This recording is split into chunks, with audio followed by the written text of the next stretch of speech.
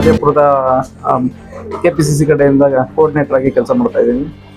Mansoor sir ಅವರ ಎಲೆಕ್ಷನ್ಗೆ ತುಂಬ ಹೋರಾಟ ಮಾಡಿದ್ದಾರೆ. ಮುಂದೆ ತುಂಬ ಲಾಂಗೆಸ್ಟ್ ಸರ್ವಿಂಗ್ ಕಾಂಗ್ರೆಸ್ ಮೆಂಬರ್ ನಾನು. ಇವತ್ತು ಮನ್ಸೂರ್ ಸರ್ ಅವರ ಬರ್ತ್ಡೇ ಆಗಿರೋದ್ರಿಂದ ಅವರಿಗೆ ಹುಟ್ಟುಹಬ್ಬದ ಶುಭಾಶಯ ತಿಳಿಸ್ಲಿಕ್ಕೆ ಇವತ್ತು ಅವರ ಕಚೇರಿಯಲ್ಲಿ ಬಂದಿರ್ತೇನೆ.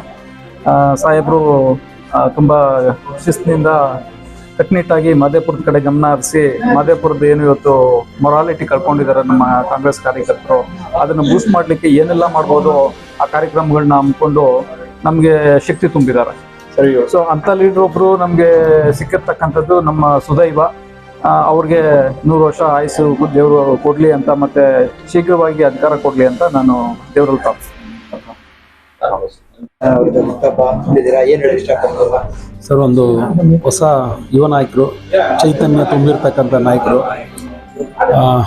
ನಮ್ದು ಏನೋ ದುರ್ಭಾಗ್ಯ ಅಂತ ಹೇಳಬೇಕು. ಯಾಕಂದರೆ ಒಂದು ಒಳ್ಳೆ ಪಾರ್ಲಿಮೆಂಟ್ ಮೆಂಬರ್ನ ನಾವು ಇವತ್ತು ಕಳ್ಕೊಂಡ್ವಿ ಅಂತ ನಾವು ಅನ್ನಿಸ್ತಾ ಇದೆ. ಯಾಕಂದರೆ ಇದ್ದಿದ್ರೆ ಇವತ್ತು ನೋಡಿ, ಯಂಗ್ಸ್ಟರ್ಗಳೇ ಭಾಳಷ್ಟು ಕೆಲಸಗಳನ್ನ ಮಾಡ್ತಾರೆ. ಒಳ್ಳೆ ಚಿಂತನೆಗಳು ಇಟ್ಕೊಂಡು ಒಳ್ಳೆ ಇನ್ನೋವೇಟಿವ್ ಆಗಿ ಹೊಸ ಕಾರ್ಯಕ್ರಮಗಳು ತೊಗೊಂಬಂದು ಮಾಡ್ತಾ ಇದ್ದಾರೆ. ನನಗೆ ತಿಳಿದಂಗೆ ಅವ್ರಿಗೇನು ಲಾಸ್ ಇಲ್ಲ, ನಮ್ಮಂಥವ್ರಿಗೆ ಲಾಸು. ಯಾಕಂದರೆ ಇದ್ದಿದ್ರೆ ಇನ್ನೂ ಒಳ್ಳೆ ರೀತಿಯಲ್ಲಿ ನಮ್ಮ ಪಾರ್ಲಿಮೆಂಟ್ ಇರ್ತಾಯಿತ್ತು ಇವತ್ತು. ಬಟ್ ದೇವರು ಎಲ್ಲೋ ಒಂದು ರೀತಿ ಕೈ ಬಿಡಲ್ಲ ಅನ್ನೋದು ನಂಬಿಕೆ ಇದೆ. ಅವರು ಅದಕ್ಕಿಂತ ಡಬಲ್ ಉತ್ಸಾಹದಲ್ಲಿ ಇವತ್ತು ಕೆಲಸ ಮಾಡ್ತಾರೆ. ಬೇರೆ ರಾಜ್ಯಗಳಲ್ಲಿ ಒಳ್ಳೆ ಹೆಸರನ್ನ ಮಾಡ್ತಾ ಇದ್ದಾರೆ. ಮುಂದಿನ ದಿನಗಳಲ್ಲಿ ಖಂಡಿತವಾಗ್ಲೂ ಎಲ್ಲ ಧರ್ಮದ ದೇವರುಗಳನ್ನ ನಾನು ಕೇಳ್ಕೊತಾ ಇದ್ದೀನಿ. ಅವ್ರಿಗೆ ನಿಜವಾಗ್ಲೂ ಒಳ್ಳೆಯದಾಗಬೇಕು. ಅವರ ಒಂದು ಸೇವೆ ನಮಗೆ ಅಗತ್ಯ ಇದೆ. ಹಾಗಾಗಿ ಮುಂದಿನ ದಿನಗಳಲ್ಲಿ ಅವರು ನಮ್ಮ ಬೆಂಗಳೂರು ಸೆಂಟ್ರಲ್ನ MP ಆಗಿ ಬರಬೇಕು. ಅದು ಎಲ್ಲರೂ ನಾವು ಪ್ರಾರ್ಥನೆ ಮಾಡ್ತೀವಿ.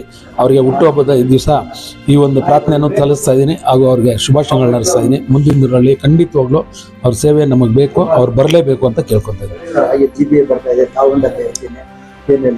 ಸರ್, ಅಭ್ಯರ್ಥಿ ಅಂತ ಹೇಳೋದಕ್ಕಿಂತ ಮೊದಲನೇದಾಗಿ ನನ್ನ ಪಕ್ಷ ಬರಬೇಕು ಸರ್.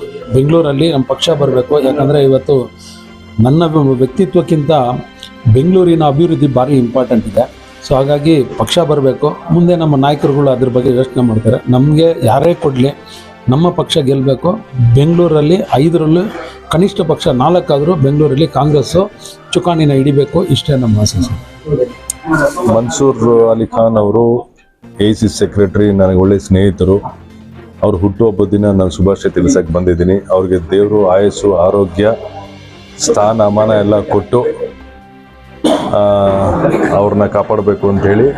ಆಮೇಲೆ ಅವ್ರಿಗೆ ಅನ್ಯಾಯದಿಂದ ಇವತ್ತು ಆ್ಯಕ್ಚುಲಿ ಅವ್ರನ್ನ MP ಆಗಿ ನೋಡಬೇಕಾಗಿತ್ತು. ನಾನಾಗಲಿ ಮನ್ಸೂರ್ ಅವ್ರು ಪಾರ್ಲಿಮೆಂಟಲ್ಲಿ ಇರಬೇಕಾಗಿತ್ತು. ಅವ್ರಿಗೂ ಮೋಸ ಆಗಿದೆ, ನಮಗೂ ಮೋಸ ಆಗಿದೆ, ನಮಗಿಂತ ಜಾಸ್ತಿ ಅವ್ರಿಗೂ ಮೋಸ ಆಗಿದೆ.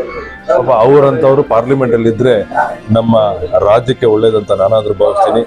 ದೇವ್ರು ಒಳ್ಳೇದು ಮಾಡಲಿ ಅಂತ ನಾನು ನೋಡಿ. ದೇಶದಲ್ಲಿ ನಿನ್ನೆ ನೀವು ನೋಡಿದ್ದೀರ, ರಾಹುಲ್ ಗಾಂಧಿ ಅವರು ಹರಿಯಾಣ ವೋಟ್ ಚೋರಿ ಬಗ್ಗೆ ಮಾತಾಡಿದ್ದಾರೆ. ಪ್ರೆಸೆಂಟೇಷನ್ ಹರಿಯಾಣ ಅದು ಇದು ಮಹದೇವಪುರನಲ್ಲಿ ಏನಾಯಿತು ಅದೇ ಥರ, ಮಹದೇವಪುರ ಅಲನ್ ಏನಾಯಿತು ಅದೇ ಥರ ಹರಿಯಾಣಲ್ಲಿ ಆಗಿದೆ.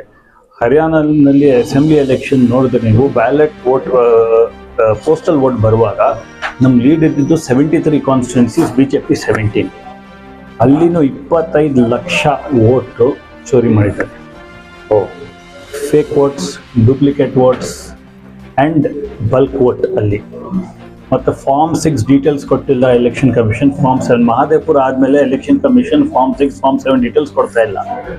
ಎಲೆಕ್ಷನ್ ಕಮಿಷನ್ ಓಪನ್ಲಿ BJP ಜೊತೆ ಸೇರಿ BJPಗೆ ಇದರಲ್ಲಿ ಸಹಾಯ ಮಾಡ್ತಾ ಇದೆ ವೋಟ್ ಚೋರಿ. ಅದೇ ಥರ ಯಾವ ಸ್ಟೇಟ್ನಲ್ಲಿ SIR ಎಲೆಕ್ಷನ್ ಗೋಯಿಂಗ್ ಸ್ಟೇಟ್ನಲ್ಲಿ 6 months ಎಲೆಕ್ಷನ್ SIR ಮಾಡಿದ್ದಾರೆ ಬಿಹಾರ್ನಲ್ಲಿ. ಅಲ್ಲಿ ಅಲಿಗೇಷನ್ ಏನು, 75 lakh ವೋಟರ್ಸ್ ತೆಗ್ದಿದ್ದೀರಾ ನೀವು. ಅದು 75 lakh ವೋಟರ್ಸು ಯಾರು ತೆಗ್ದಿದ್ದೀರಾ? ಏನ್ಲಿ ಅಪೋಸಿಷನ್ ವೋಟ್ ಬ್ಯಾಂಕ್ ತೆಗ್ದಿದ್ದೀರಾ. ಮತ್ತು ರೀಸನ್ನು ಕೊಟ್ಟಿಲ್ಲ, ಕ್ಲಾರಿಫಿಕೇಶನು ಕೊಟ್ಟಿಲ್ಲ, ಯಾಕೆ ತೆಗ್ದಿದ್ದೀರಾ ಅವರಂತ ಎಲ್ಲ. ಮತ್ತು ಇನ್ನೂ ಏನು ಆಗಿಬಿಡಿದೆ, ಮೇನ್ ಸ್ಟ್ರೀಮ್ ಮೀಡಿಯಾ ಏನು ತೋರಿಸ್ತಾ ಇಲ್ಲ, ಏನು ಇಶ್ಯೂಸ್ ತೋರಿಸ್ತಾ ಇಲ್ಲ. ಇದು ದೇಶದಲ್ಲಿ ನಮ್ಮ ಕಾನ್ಸ್ಟಿಟ್ಯೂಷನ್ಗೆ ಥ್ರೆಟ್ ಇದೆ ಇವಾಗ. ಸೊ ಇವಾಗ ಕಾಂಗ್ರೆಸ್ಸು ಮತ್ತು opposition not only BJP election ಕಮಿಷನ್ಗೂ ಫೈಟ್ ಮಾಡ್ತಾ ಇದೆ ಅಷ್ಟೇ. ಮುಂಬರುವ ದಿನಗಳಲ್ಲಿ ಇದು ಯಾವ ತರ ಇಂಪ್ಯಾಕ್ಟ್ ಆಗುತ್ತೆ ಸರ್? ಬಿಹಾರ್ ಎಲೆಕ್ಷನ್ಸ್ ಆಗ್ಬೋದು, ಅದಾದ್ಮೇಲೆ ನೆಕ್ಸ್ಟ್ ನಮ್ಮ ತಮಿಳ್ನಾಡುಗೂ ಅಷ್ಟೇ, ನಿನ್ನೆ ಮೇಗೆ ತಮಿಳ್ನಾಡಲ್ಲಿ ನೋಡಿ, ಎಲೆಕ್ಷನ್ ಒರಿಸ್ಸಾಲ್ಲಿ ಕೂಡ ಇದೆ. ನನ್ನ ಪ್ರಕಾರ ಸುಪ್ರೀಂ ಕೋರ್ಟ್ ಸೋಮೋಟೋ ಕಾಗ್ನಿಸೆನ್ಸ್ ತಗೊಂಡು ಇದ್ರ ಬಗ್ಗೆ ಏನಾದರೂ ತೀರ್ಮಾನ ತಗೊಳ್ಬೇಕು. ಇನ್ನೊಂದು ನೋಡಿ, ಜನರಿಗೆ ಒಂದೇ ಪ್ರಾಪರ್ಟಿ ಇರೋದು ಅವ್ರ ಮತ. ಮತ್ತೆ ಜನರು ಜನ ಏನಿದ್ದಾರೆ ಅವರು ಒಂದು ತೀರ್ಮಾನ ಮಾಡಬೇಕು, ಅವರು ಒಂದು ಸಾಹಸ ಮಾಡಬೇಕು, ಇದೆಲ್ಲ ಚೋರಿ ಆಗಬಾರ್ದಂತ.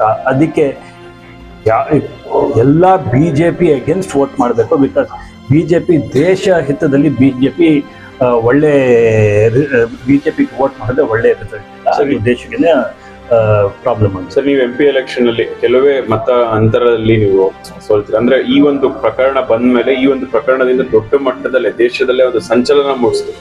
ಸೊ ನ್ಯಾಷನಲ್ ನ್ಯೂಸ್ ಆಯ್ತು, ದೊಡ್ಡ ಮಟ್ಟದ ಒಂದು ಸಂಚಲನ ಕ್ರಿಯೇಟ್ ಆಯ್ತು.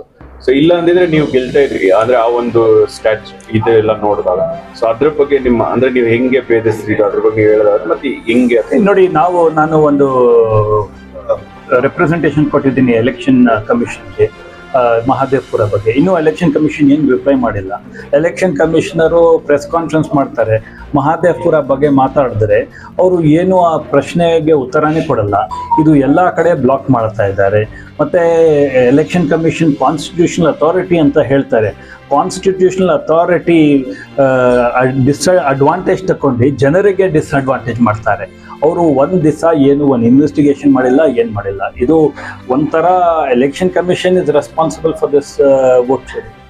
ಮತ್ತು ನೀವು ನೋಡಿದ್ದೀರಾ, ಎಲೆಕ್ಷನ್ನು PC ಮೋಹನ್ ಅವ್ರು ಗೆದ್ದರು ಮೋಸದಿಂದ. ಮತ್ತು ಇವಾಗ ಎಲ್ಲಿ ಕಾಣ್ತಾ ಇದ್ದಾರೆ ಕಾನ್ಸ್ಟಿಟ್ಯೂನ್ಸಿನಲ್ಲಿ ಎಲ್ಲಿ ನೋಡಿ ಸರ್. ಈಗ ಅದು ಕೋಲಾರಲ್ಲೂ ಇದೇ ತರ ಇನ್ಸಿಡೆಂಟ್ ಆಗಿದೆ, ಮರು ಮತ ಎಣಿಕೆ ಆಗಿದೆ. ಆ ತರ 6 ಕಾನ್ಸ್ಟಿಟ್ಯೂನ್ಸಿ ಎಫೆಕ್ಟ್ ಆಗಿದೆ. ಬ್ಯಾಂಗ್ಳೂರ್ ಸೆಂಟ್ರಲ್ ಎಫೆಕ್ಟ್ ಆಗಿದೆ, ಕೋಲಾರ ಎಫೆಕ್ಟ್ ಆಗಿದೆ, ಬಾಗಲಕೋಟೆ ಎಫೆಕ್ಟ್ ಆಗಿದೆ, ಬಿಜಾಪುರ ಎಫೆಕ್ಟ್ ಆಗಿದೆ, ಚಿತ್ರದುರ್ಗ ಎಫೆಕ್ಟ್ ಆಗಿದೆ.